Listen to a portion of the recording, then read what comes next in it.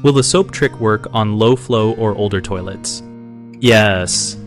The soap trick works on low-flow and older toilets because the lubricating and bubble-producing action of liquid soap or dish soap reduces resistance and helps trapped waste move through the trap and into the drain. Start by adding a generous amount of liquid dish soap, about 1/2 cup or so if possible, directly into the bowl and let it sit for 10 to 20 minutes to allow the soap to penetrate and lubricate the clog.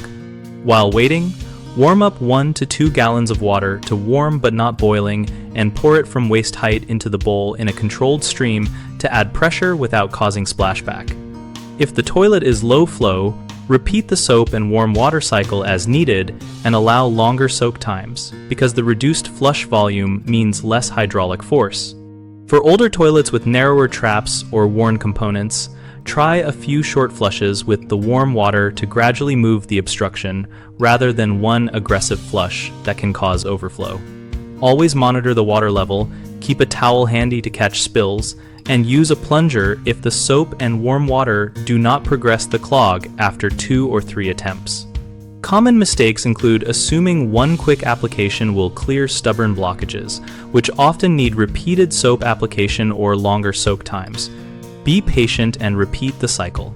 Another issue is using boiling water, which can crack older porcelain or damage wax seals. So always use warm water under 180 degrees Fahrenheit and let it cool if needed.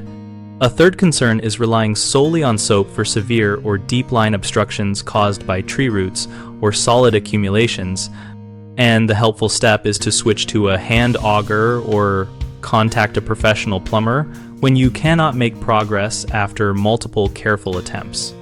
We run bighomeprojects.com to help homeowners connect with local contractors and to help contractors find work related to home repairs like toilet, unclogging, and plumbing services. Our site also has a discussion community where we share tips, ask questions, and learn from real experiences to make these techniques more reliable for everyone.